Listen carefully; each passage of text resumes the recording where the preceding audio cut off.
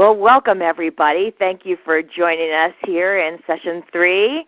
And I hope you're having a good day today, and we hope we can add to your information on this topic. For those of you, we'll see who has been a part of this series that we've been moving along, and some people have been sending me questions in between. And we even had one team from here in Wisconsin that sent a script along that's been following along with the process. So that's really great, and I really welcome that, and you're following along after the sessions.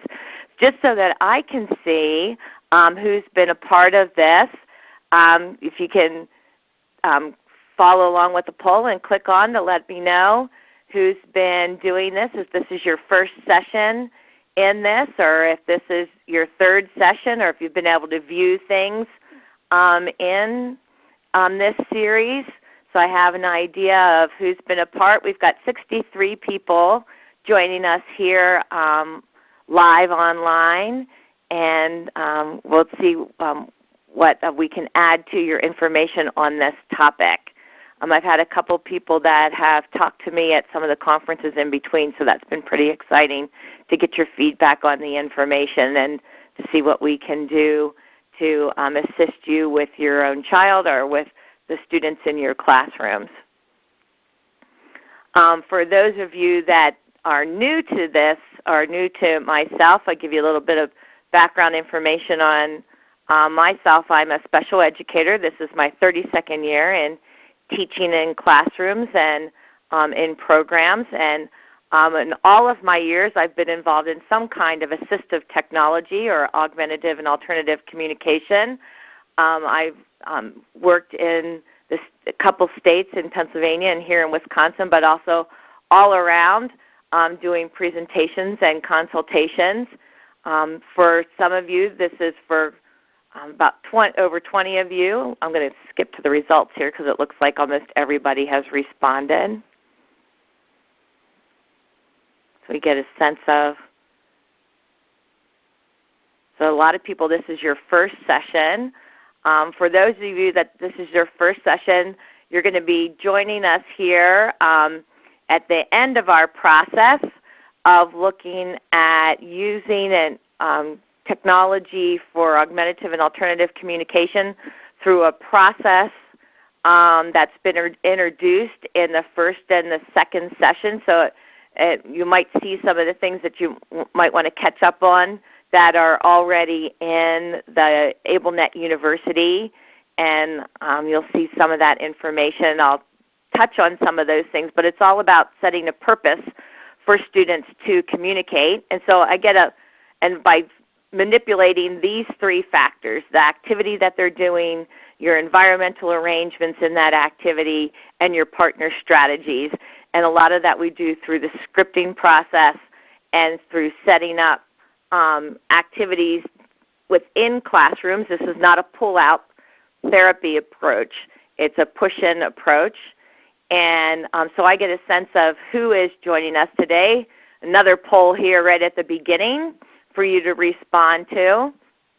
As I was starting to say, I'm a special educator, and with my background also as being a parapro, I know a lot of people who are paraeducators are the ones that are working directly with students and their communication systems.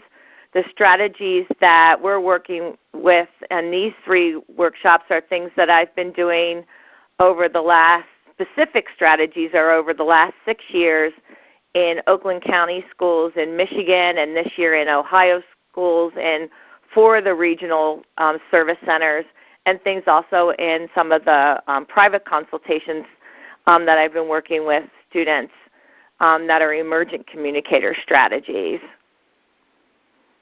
So we're almost here at the end of people responding, so I can skip to results here so you can see who's joining us today. You get a sense of just as in the other webinars, we've got majority of people that identify themselves as assistive technology and assistive technology specialists. Sometimes we wear multiple hats when you're in that role. Speech language pathologists, we have a large percentage of OTPTs and teachers with us, and a couple administrators, which we always Appreciate having you all with us because you're the ones that support us in the things that we do and carry information between programs. And family members that these strategies are things that I'm doing with the families that I support as well, and families that attend the workshops and work alongside of the staff and help us carry along the strategies at home as well. The strategies that I've been doing and sharing in these workshops, we don't do any differently. The strategies are the same, as well as picking out the kinds of activities that are meaningful to you in your home, in the homes of other family members, and out in the community. And the thing is that whenever you go to any of these workshops, whatever you hear doesn't really work until you start doing these things in practice. And these are things that we've been doing in these workshops, as I've been saying, as a part of the Communication Enhancement process and project over the last 6 years, and we're just getting ready to get started next school year in our 7th year. And we just did a wrap. Some of this beginning information you're going to be hearing are from the teams that just wrapped up Friday. And in a couple of weeks I'll be with, and next week I'll be with the Ohio teams that are wrapping up. And in 3 weeks I'll be with our Year 1 teams in Oakland schools that are wrapping up from their first year. And what's behind a lot of this, and one of our first strategies for data analysis that I'm going to be going through, and what's really exciting is the progress that you can show through the communication matrix.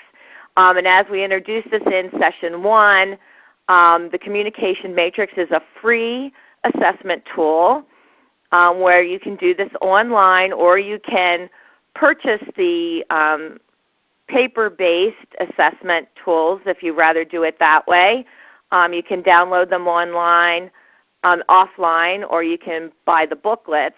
But the electronic resource is free to do that. If you need to use their services to help you get a customized report, there is a way of purchasing customized reports. But with that matrix, what I want to do is show you some of the really exciting pre and post matrices that we had from our Michigan Year 2 teams. We in Oakland County Schools in Michigan, the teams that are a part of our process are targeting students that are in this matrix, that are students that language-wise are functioning between the birth to 12 months range, that are emergent communicators. Most of the students, when we begin with them, are students that it's mostly the staff are interpreting their communication intent. And so that's what we really target as a part of our CEP project.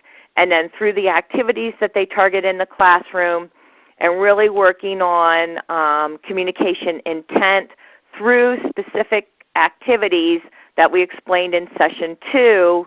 And we're going to be looking at the data collection process here in session 3. This is where we're looking at the growth that you're going to see here. I've kind of arranged the students in their ages from our oldest 21-year-old to our youngest 3-year-old in the reports that were given to me and given to our group on Friday. So this is real data from real students, and like to say, real people working really hard with real kids. So there's only a certain amount of information and background that I can give to you, since you're not on a full-time basis with these students. And so in this case, what I'm trying to give to you is information on their age, a little bit on their disabilities, on their activities, and when their matrices were done. Most of them are done, they're pre-post matrices like you see here. The opening matrix was done in October. They did their closing matrices at the end of March. And so what you're seeing here, the blue represents skills that are mastered. The yellow represents skills that are emerging. And the white are skills that haven't yet, are things that they might be working on, or things that they haven't seen yet. For those of you that are unfamiliar with the communication matrix, the matrix itself, I'm going to back up one slide first, breaks down into 4 different areas. It breaks down in the first tall column on the left is refuse, different ways in which we express refusal. The second group in the middle, kind of that large group in the middle, are ways in which we obtain. This is all about expressive communication, not receptive, expressive. The third group is social, means of being social. And the fourth smaller column is information giving, the ways in which we give information.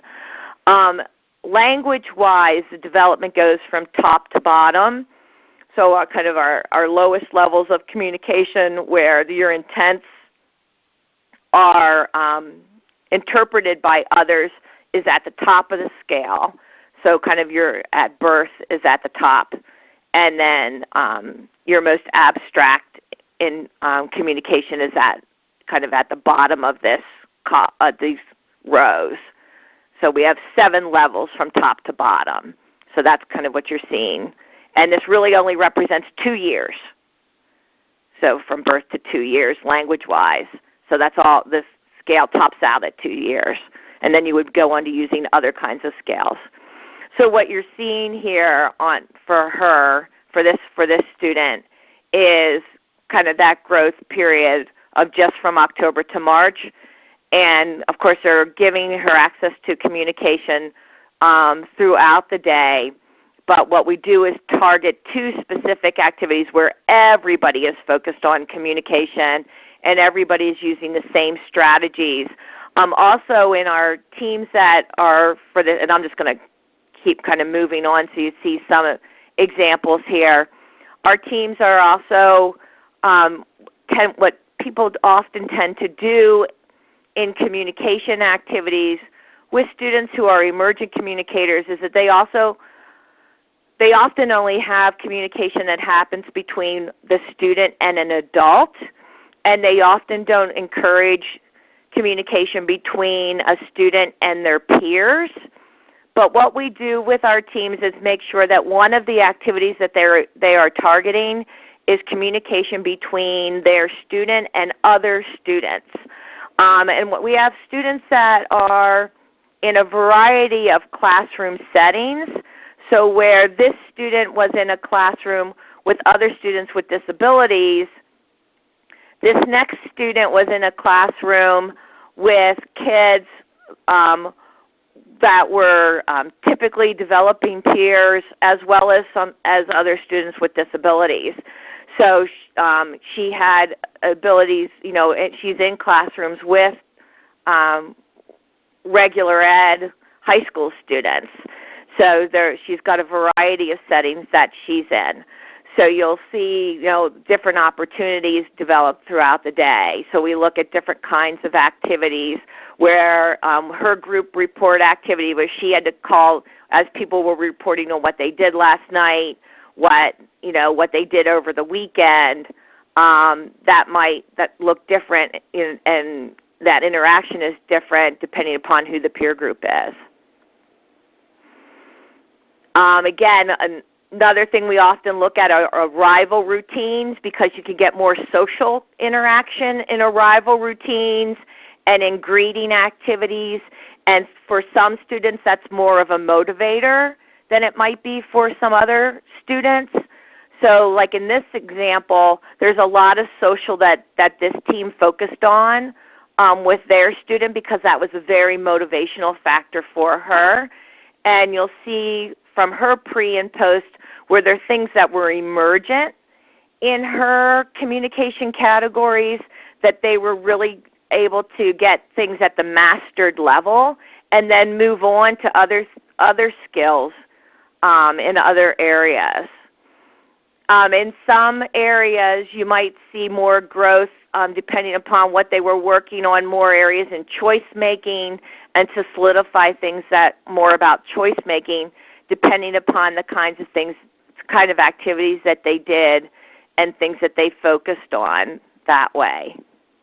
So we were really, I can't even begin to tell you how excited we were on Friday when we looked at this part of the data collection with the teams, and to see such growth and such a, for some of these students where measurable growth on traditional assessments might be very minor, where on this kind of an assessment scale could really show in a much larger way, and especially to be able to show with family members.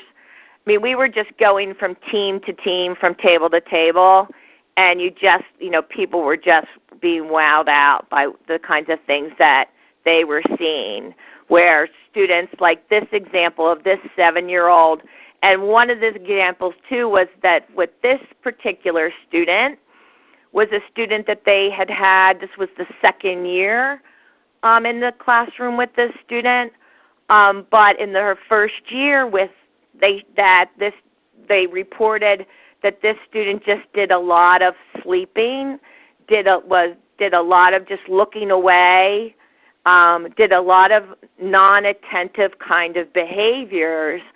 And in the second year of working with this student, so much more growth in that specific things were targeted, more communicative behaviors rather than doing behaviors. So a lot of times when I'm working with people that have emergent communicators, they get so focused on the acts and the tasks and the doing and the cooperation, and they always think that they need to get those kinds of things, those behavioral activities focused on first before they add communication. And, look what happens when you focus on communication within the doing and the activities and the actions. And you can get so much more meaningful participation and actions from some students that this kind of growth can really be measured. And then from our youngest participant, being able to do things like taking turns in activities. And what was really exciting with this student is that both activities were focused on during a group activity, where one of his communications was a my turn, and his other communications was a sequencer that had the names of the other kids on it. And so he could call out whenever it was times that kids could take a turn, he was the name caller. And so whether or not they were their turn to get the next color scarf or the next color egg or whatever it was that they were getting, to be a part of the group activity, he was calling out their name on a sequencer device, like a step-by-step, but the adaptivation sequencer he was using. And what started to happen midway through the year is he also had another switch that said, I want to turn.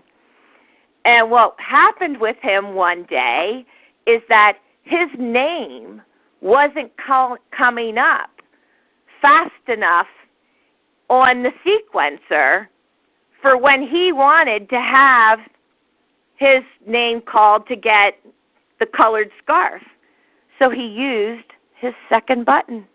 He used the switch that said my turn that was on the other side of his tray. And everybody just kind of stopped and was like, oh my gosh, he really understands the intent now. Because now it wasn't just about pressing, to hear the other kids named on that sequencer until his name came up on the sequencer. Now he knew. He could just interrupt at any point the lists of names that comes up on the sequencer to use the second switch. And all that second switch ever says is my turn. So he knows that whenever he wants his turn, he just uses that one to interrupt himself and say, well, I want to turn. And then at that point, you know he knows. And that was a really exciting moment for that team and really sparked a lot of other things that they could start to do with social pieces and choice-making pieces and, move into the informational categories. And so they were quite excited by his growth. And this also is one that they had, other measures that they were able to show some developmental progress on him.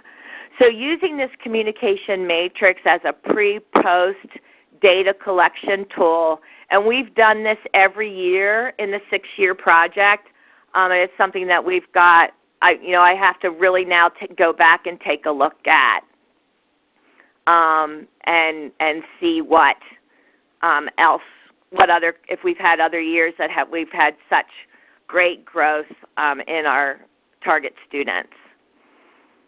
So I've talked about the communication enhancement process, and I wanted to make sure that I made a part of the handouts this time. What are all the things that we do as a part of this process? And so we start with the communication matrix on the students. We do what we call is the day map of activities, which is basically the schedule of either the classroom or the student's day.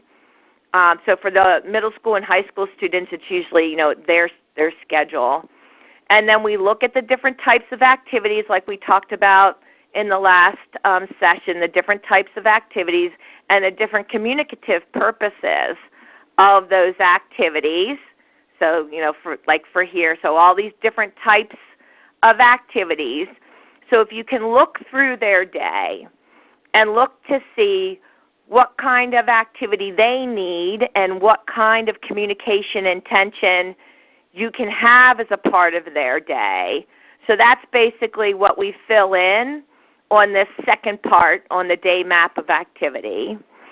And then, not like their whole day has to be scripted out, but you look at those activities, you script them out as we looked at the scripts in session 2. And for the staff, we create the prompting hierarchy because the prompting hierarchy is what goes into place for when they don't say what they're supposed to say with whatever communication modality it is that they're using. And then, of course, the data collection follows that part. So if they're doing a preference assessment, and you saw the example with Nathan last time, using the preference assessment in the area of snack. And again, this isn't about choice making. This is about trying to find out what his preferences were in snacks, because he was a kid that at first would touch both things at the same time, or it didn't look like he had a preference, so they would use that. So I'm going to show just a little bit of his preference assessment.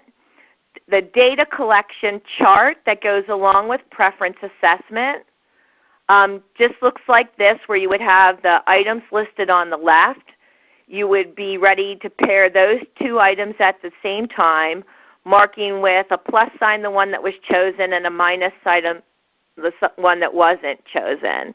And we're following the data collection in this process from the Design to Learn group, out of the First Things First book from that group. So you can look at those websites and see that information. So as I go to shift to the videos, especially those of you that are on the iPads, it takes a little bit here. When I share my desktop, it takes a little bit to switch over.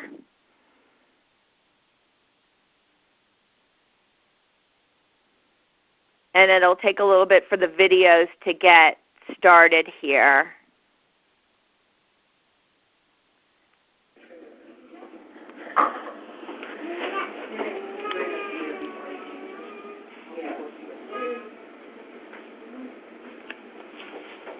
Nathan, look. Snack time. So she shows him his snack from the schedule. pretzels or potato chips?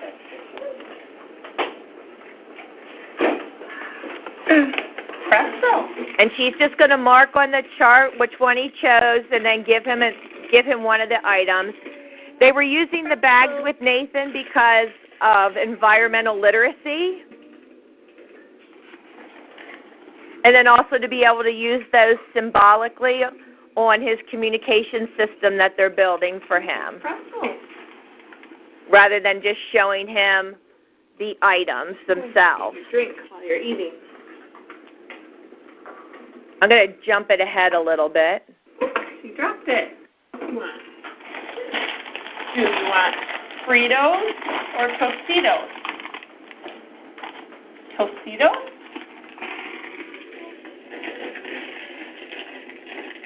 And you're seeing a lot of this kind of behavior because of him being able to touch them, because they've been doing this kind of information, this kind of pointing with him for preference assessment. I mean, that's not the first time they had done it with him.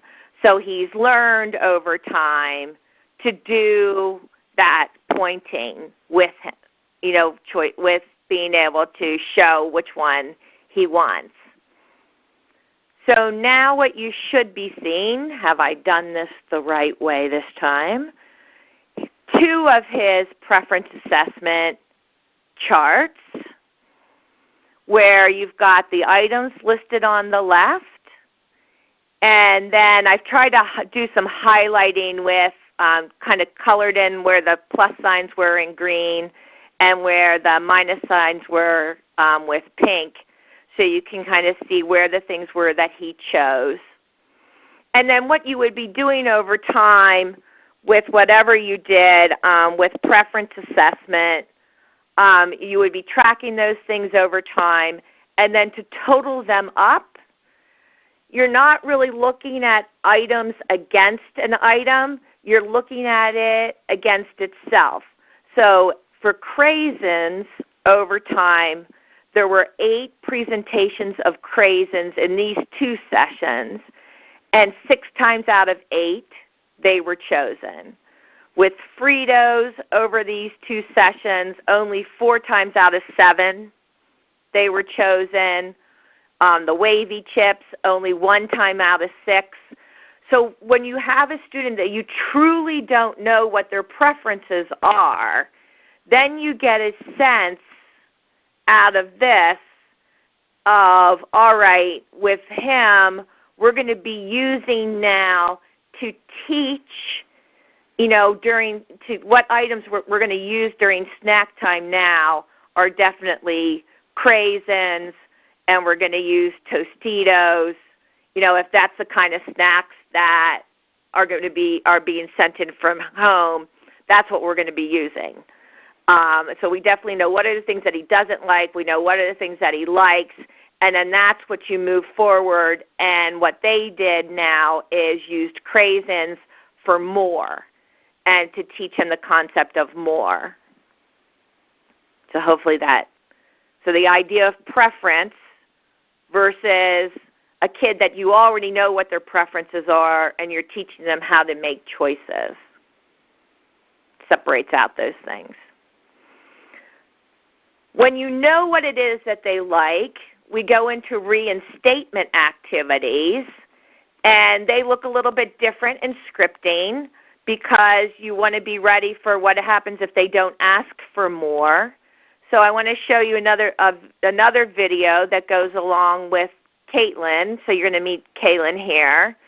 And Caitlin's data collection chart is the same kind of chart, except now what you're going to do is you're just going to follow along with one item at a time, making a plus sign for every time they request more. When they're done asking for it, then you move to the next item. So like for Nathan requesting more, they started with craisins because that's what he likes, and then when he doesn't want them anymore, then you move to the next snack item. So it's not one item versus another. It's one item until they satiate on it, and then you move to another item. So now what I'm going to do is go back to the video. So I'm going to share again. It's going to take you a little bit to switch over. We'll bring up Kaylin here.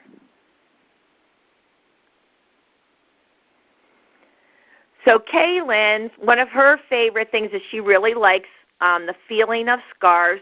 She's also a student that has some vision issues, so they like to choose things that she could feel, and they're also trying to get her used to different textures. The switch that she's using is a wobble switch from Enabling Devices, and what you're not seeing is it's connected to a Big Mac.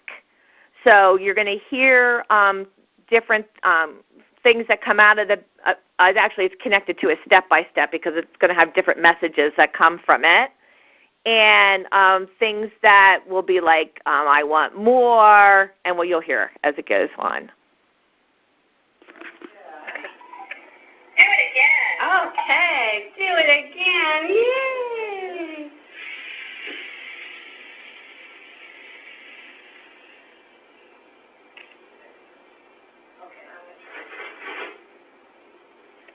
More scarf waving. Okay, more scarf. Yes. Woohoo! Pretty over your head.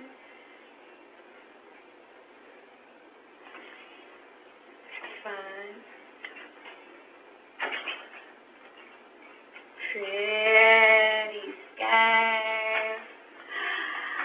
Oh boy. A little extra, huh? I can hardly wait to show you the light. You have a walker.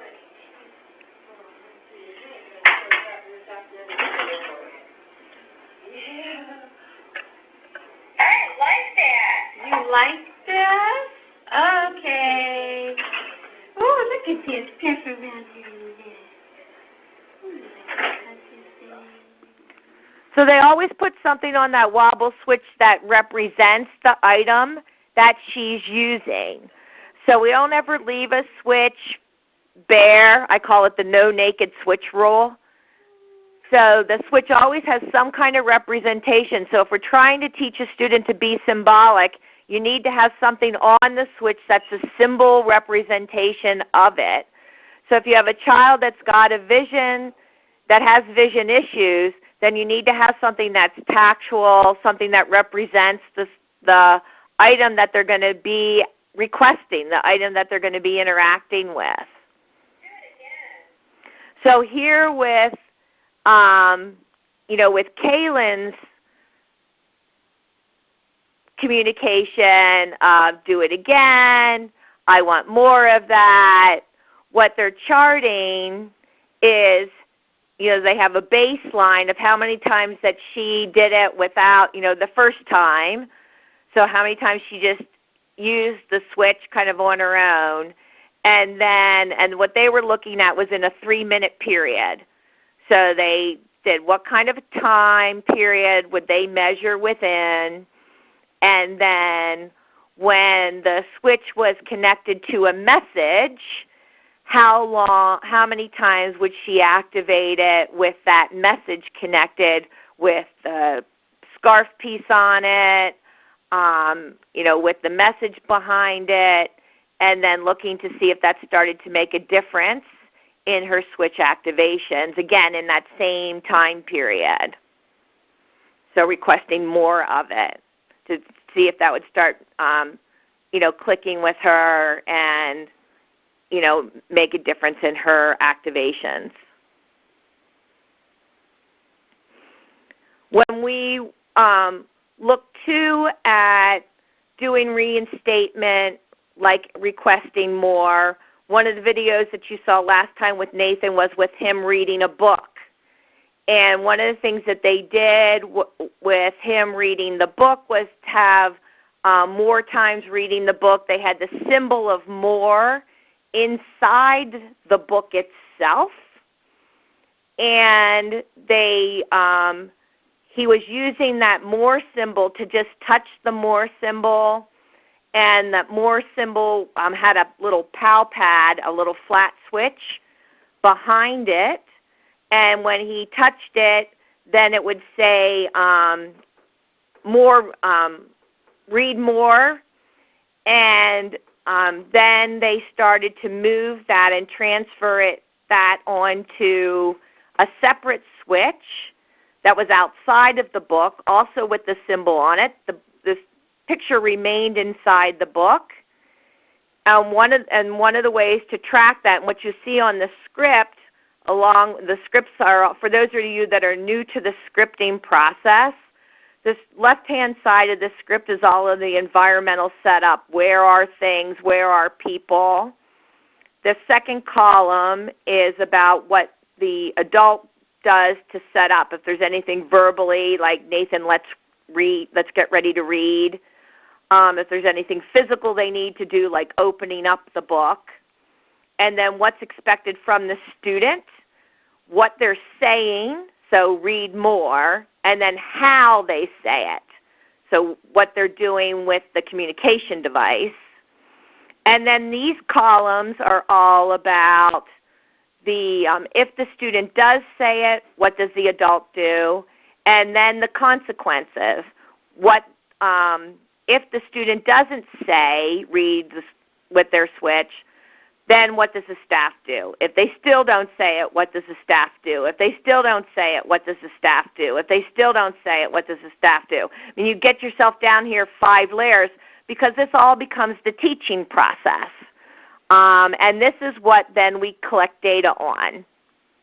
So your data collection follows this prompting hierarchy, from the natural cue to your verbal, to your gesture, to your model, your partial physical, and then your full physical prompt.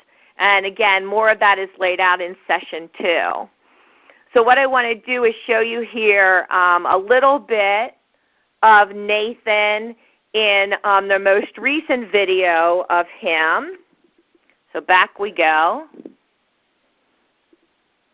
And what you'll see in this most recent video with Nathan is him in a different setting. He's not, the last video you saw of him, he was seated at a classroom table. Here he's going to be at a little reading center. Let's read. Which book do you want to read? Here he's at a little reading center. It's dark because they've got a little reading center in one of the rooms that's only lit by a lamp. In the great green room, there was a telephone. But you saw he had a choice of books. He chose Goodnight Moon on his own, not unlike other kids. The switch is still built into the book because if you don't want to take away options that used to be there. Tell me if you want me to read more. It's the fireplace. He's pointing to some of the pictures, so they want to use their literacy strategies to name items in the book, to talk about the book. The cow jumping over the moon, and there were 3 little bears sitting on chairs. They've also transferred this activity to other adult partners, so he's not just reading with his teacher, he reads with other teachers. This is the speech language pathologist.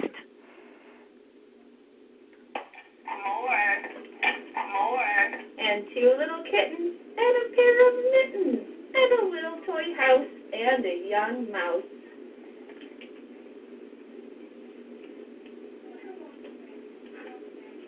If you want me to read more, tell me.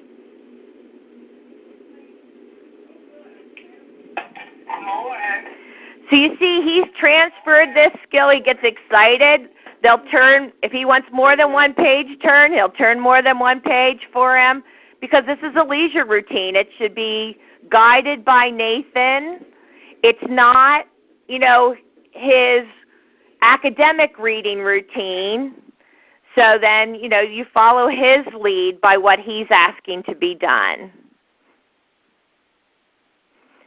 So his data collection, as they just reported on Friday, and I know this is a little bit dark because I didn't have the original files, so I had to get these images to you in a different way really quickly. What they followed along with him was looking at how far down the prompting hierarchy did they have to go, and then they also just did some other kind of qualitative notes. What are some of the things, because they're also tracking their skills in the use of a hierarchy, and I think that's an important thing that we need to do when we're doing data collection, is that as you're doing data on what the student's doing, so again, with these kinds of data sheets, what I have people doing is marking with a minus is that you gave that level of prompt, but they might not have communicated there. You had to go down another level. If you as the adult forgot to give that prompt, like a lower level prompt, and you went right to a full model, so maybe you forgot to give a partial and you skipped over that partial, you can't give a minus to the kid because it wasn't their fault that you forgot to give a partial. So you give an X to yourself or to whoever it was that you were watching on the video, and you give then the plus at the level at which they communicated. So that's what you're seeing. The minuses was a prompt given but not communicated at that level, and then the plus was the level at which they communicated. And because in this book reading there's several pages, that's what you're seeing, a date, and then all of the pages of the book represented, a date, and all of the pages of the book represented. So that's really, somebody's saying here, powerful results, wonderful use of the videos and samples. I mean, this is what I do. I mean, this is real people doing real stuff. I mean, I just get to share the really great work of the folks that I'm working with. And then one of the nice things that Megan and Megan are the team.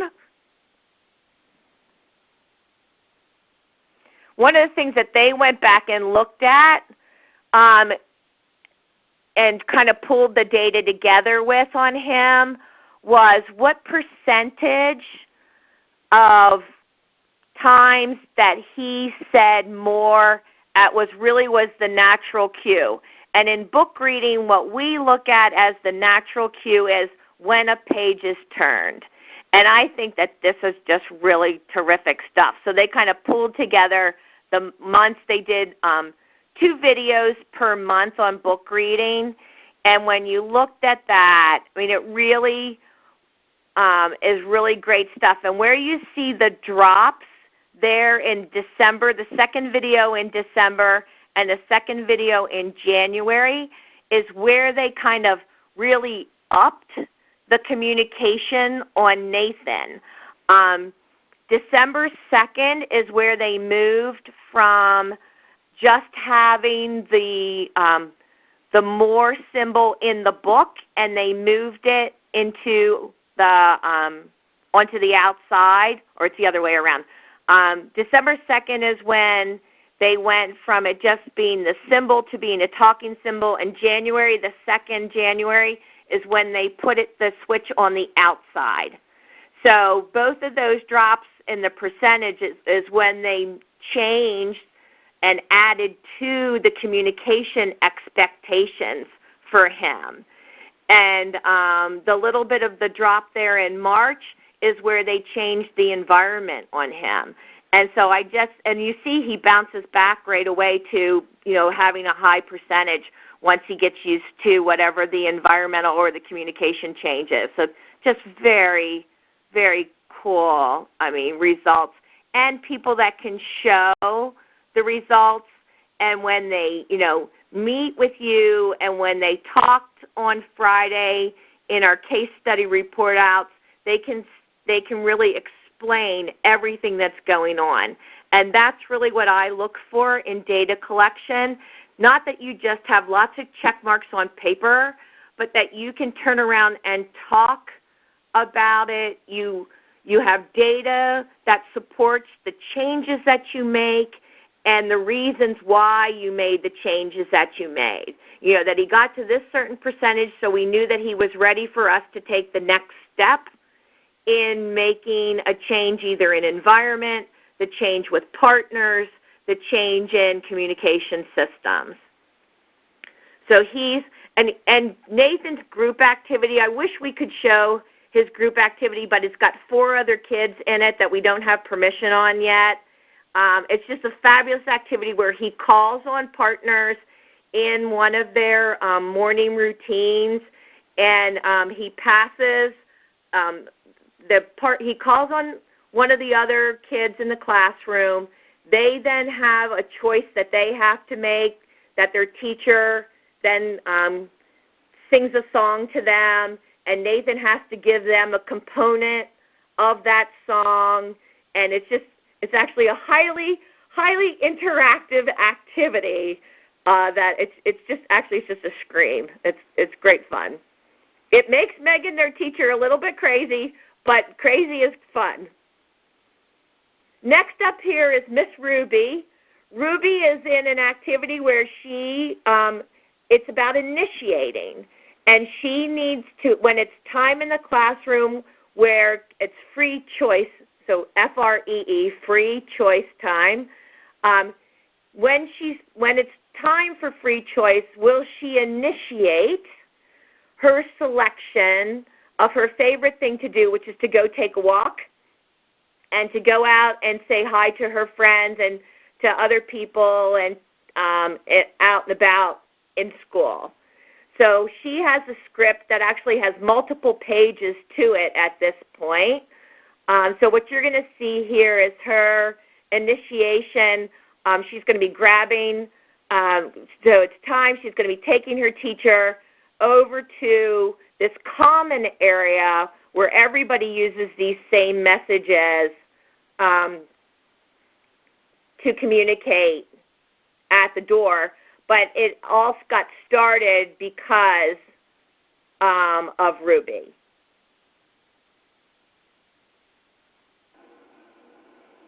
It's free choice time, Rube. What do you want to do?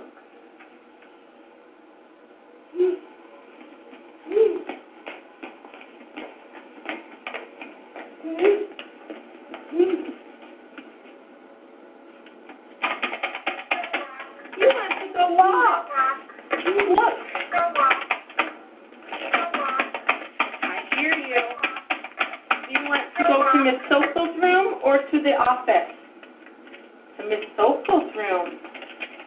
Okay. Let's go see Miss Soko. See if she's there.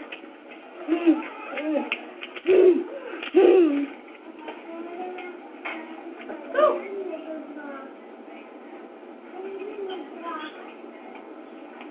Miss Soko's room. Good job. I wonder if there's friends there. Let's go see. So she's going to go out and about the room. She's going to go out and about the school. Found our picture of Miss Soko. All right, which class are you in? We got to go past some kids here. Look, I see Miss Soko. Looks like she's doing something fun. Let's go see. So look down. All right, we'll get down the stairs.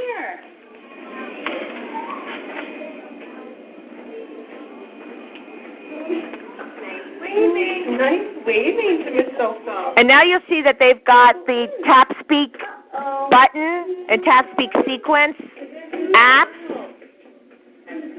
Nice waving, Ruby. Ruby said, hi. Hi, Ruby. You did. I know, Ruby. Let's see what she's doing. Let's ask her. Look. So this is now the Tap Speak Sequence app that moves from one step to the next. Let's ask Ms. Soko. What are you doing? I'm blowing bubbles. I know you want to go out and see your friend we just met, don't you? Come here. Hop. Hop it. Look at. Look at us. Up. Look at more bubbles. Look. Hop. Are you all done? Are you all done? Okay, Rubes, I see you want to go.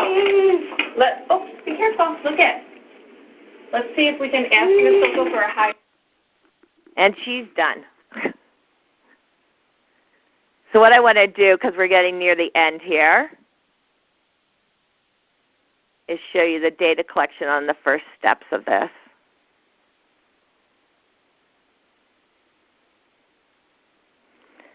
So with the data collection here, just to see the beginning steps pieces of it, because there's a data collection on each step of this.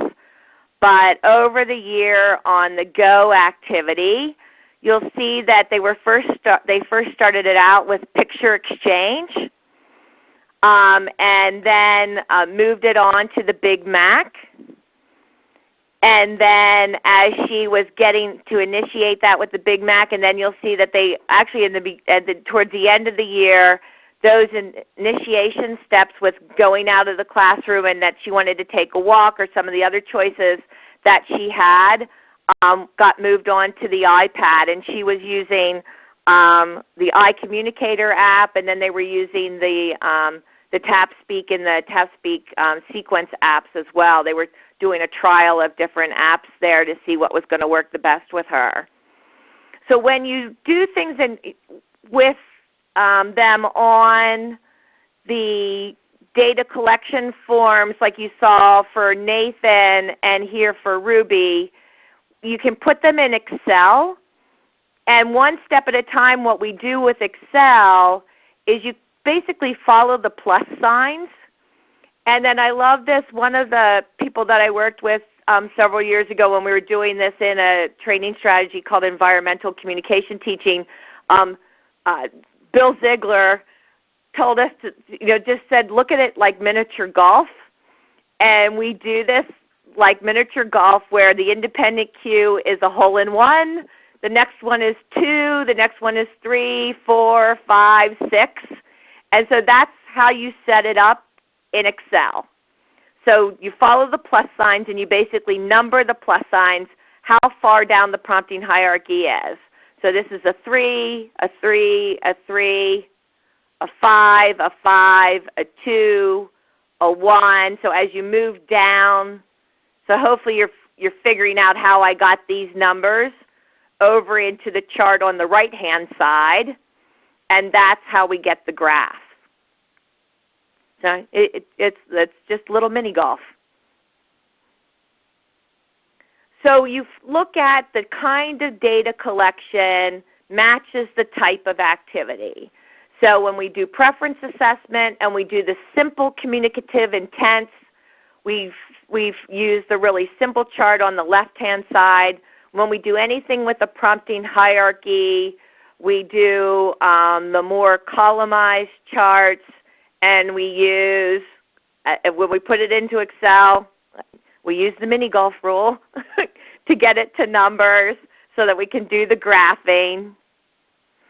All of these strategies, come together from how you get started with that scripting process. So you got your main objective and criteria, your materials, including whatever kind of technology. And at this point, we've used everywhere from single message devices from a wide variety of companies to the multiple message devices and to a wide variety of apps. It's everywhere kind of using this approach to get kids from this pre-symbolic to the beginning stages of symbolism. And of course, a lot of it comes down to us. It's about making sure everything that you hear from the sophisticated device users is you've got to give people time to respond. And we use, in the scripts that we use, we make sure that we tell people, wait and pause 5 seconds or 10 seconds or however long it takes for somebody to process the last prompt before you give them the next one. It is not the wait out forever approach. Some of the data collection that we've done is on to be able to decrease the pause time. So we've scripted that out, and we've looked back in videos at that timing, like how much we've been able to decrease the timing piece. We've looked at decrease in adult behaviors, decrease in repeating, excessive questioning. Sometimes we've done data collection on the adults around a student as well. We didn't start out trying to do that, but sometimes we've ended up doing that. So all of these kinds of things that we can do can come together to really provide an effective communication environment for a student. And for me, it always tends to go back to this model, that you've got to create a purpose. Just pushing a communication device in front of somebody is not a purpose. It's a cause and effect. If you put it in front of them, the effect is that they'll hit it, but it doesn't give them a purpose. It doesn't give them a communicative purpose. So that purpose is set by the activity. It's set by how you use the environment as a motivator, and then how you interact as a partner. And with all of that, I really hope that these 3 sessions have put some pieces together for you. I'm sure you've had a lot of these pieces to start with, but hopefully it's maybe glued some of those pieces together for you, from the activities with scripting, partner strategies, the technology piece, making it meaningful and not just something to do, not just a task, but really something that becomes the voice for the children that you're working with, and something that gives meaning to having it with them all day long, not just for one activity or another, but to really do that day map and figure out what's going to be an important message and a group of messages to be with them throughout the school day, because that's the way that they're going to learn it, so that their voice is with them and their voice is meaningful to them throughout the whole day at school, because that's how they learn. They don't just learn from having it for one 20-minute activity or for one 2-minute segment of a 20-minute activity and then their voice gets passed to somebody else. They really need to have it and have it underneath their control. And please, as you're doing this, please send me questions, send me scripts for me to read through, because I see Cindy Nanke out there. She sent me a script, and we got it back to her. So thanks, everybody, and thanks to AbleNet University for hosting these and posting these. And there's a lot of other good webinars that can follow up and expand your learnings on getting communication to students who are emergent communicators. Thanks for joining.